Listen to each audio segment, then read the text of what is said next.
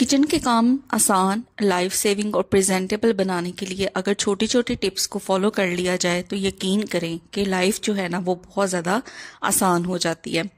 तो अस्सलाम वालेकुम, welcome back to my channel Mishi daily routine. तो मैं फिर से हाजिर हूँ आज की वीडियो में आपके साथ अमेजिंग और नई टिप्स एंड ट्रिक्स लेके जो आपकी लाइफ को बहुत ही ज़्यादा आसान बनाएंगे। तो चलिए स्टार्ट करते हैं आज की इस वीडियो को। तो टिप नंबर 1 जो है मेरा वो है बर्तनों को वॉश करने से रिलेटेड।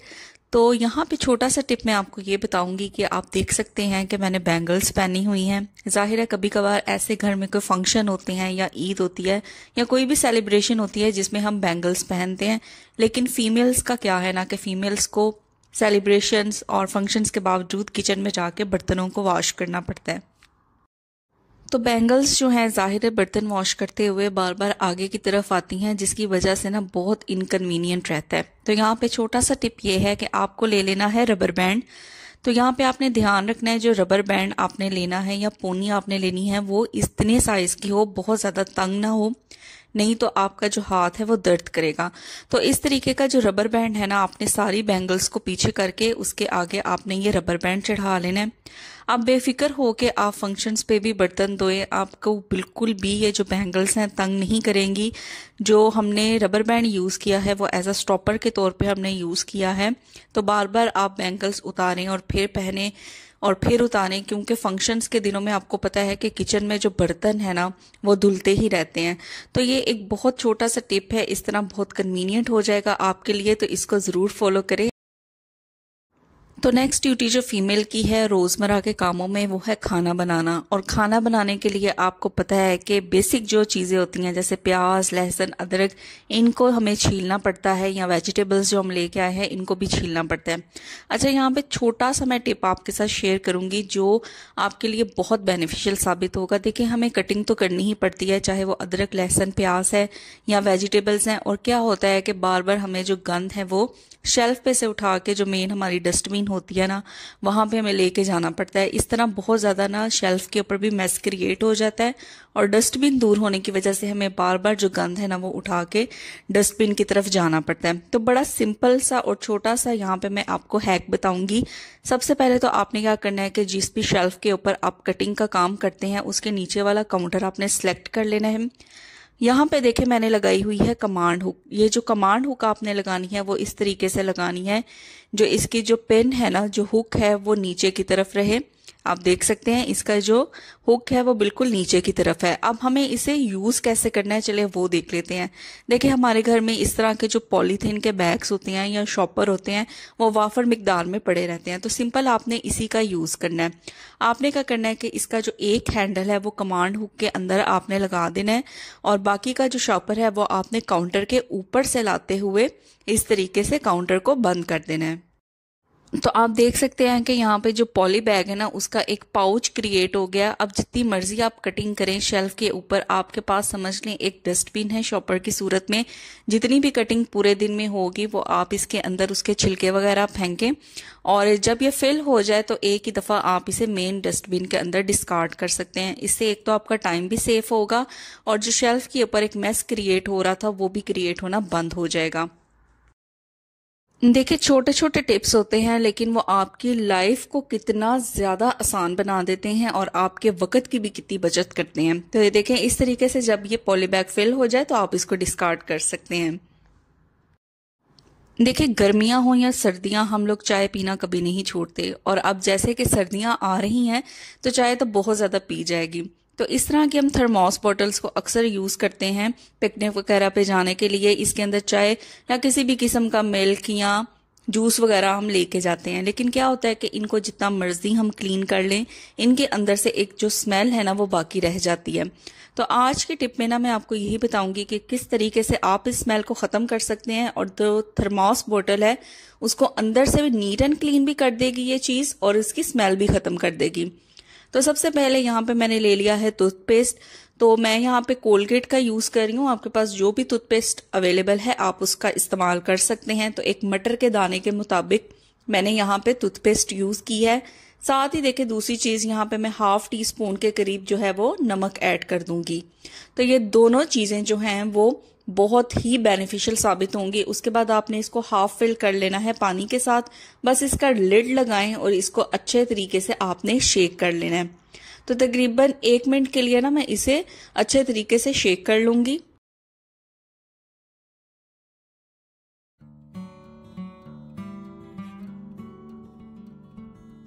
तो जितना ज़बरदस्त तरीके से आप इसे शेक करेंगे ना, आपकी जो थर्मोस बॉटल है उसके अंदर स्मेल भी उतनी ही कम आएगी, और दूसरा ये कि कोलगेट और नमक की वजह से ना ये अंदर से उतनी ही ज़्यादा क्लीन होती जाएगी। तो देखें यहाँ पे मैंने इसको अच्छे तरीके से शेक कर लिया था 1 मिनट के लिए। अब इसके अंदर जो भी पानी है ना उसको मैं डिस्कार्ड कर दूंगी, और आप देख सकते हैं कि जो पेस्ट और नमक ने ना आपस में मिलके एक फोम सा यानी एक झाग सी क्रिएट की है। तो सिंपल अब टैप वाटर से ना इसको अच्छे तरीके से मैं वॉश कर लूंगी। तो देखें यहाँ पे पानी से अच्छे तरीके से वॉश कर लिया है, और हमारी ज़बरदस्त तरीके से जो थर्मोस बॉटल है वो क्लीन हो गई है। बिल्कुल अब क्लियर पानी इसके अंदर से आना स्टार्ट हो गया। तो बस इसको आप सिंक पे रख दें एक साइड पे, इसका लिड और बॉटल भी, ताकि इसके अंदर हवा पास होती रहे और ये अच्छे तरीके से ड्राई हो जाए, और जो किसी भी किस्म की अगर स्मेल इसके अंदर बाकी रह गई है तो वो भी ख़त्म हो जाए। तो बड़ा बेस्ट वे है, सर्दियाँ आगे आने वाली है, चाय आपको पता है थर्मोस में अक्सर हम फिल करके रखते हैं। तो इस तरीके का ज़रूर फॉलो करें अगर आप भी चाहते हैं कि बिल्कुल भी इसके अंदर स्मेल ना आए।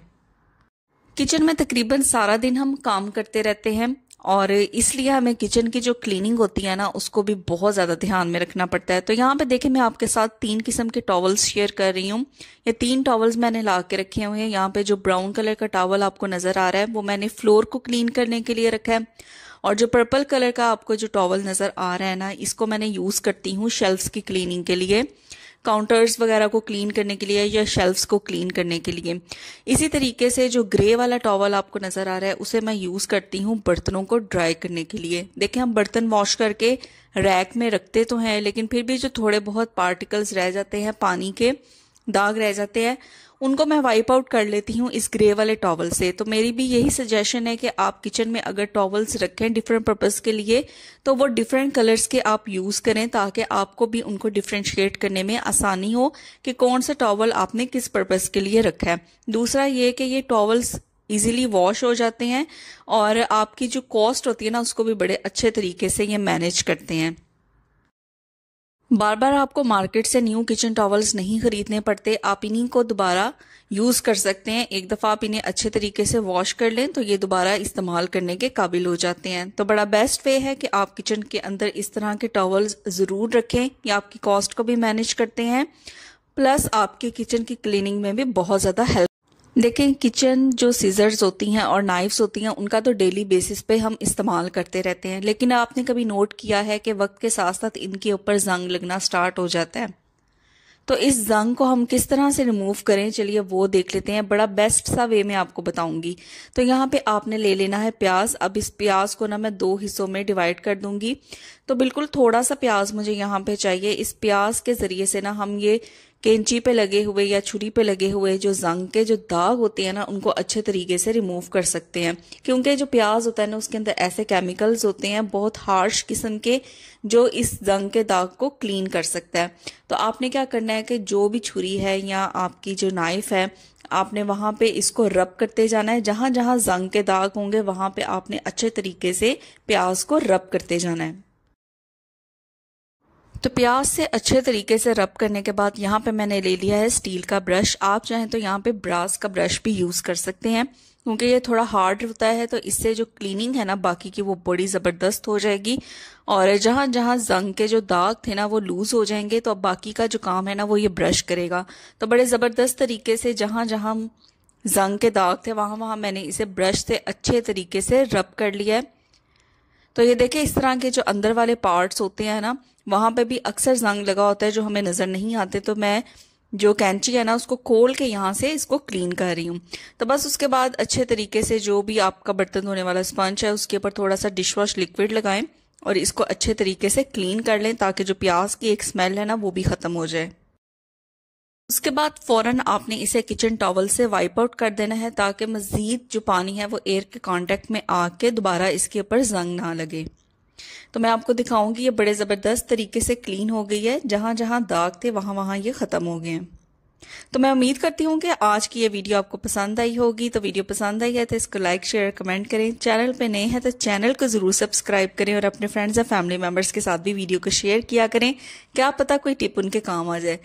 तो इसी तरह के किचन के हैक्स और टिप्स लेके फिर हाजिर होंगी। Till then take care, bye bye.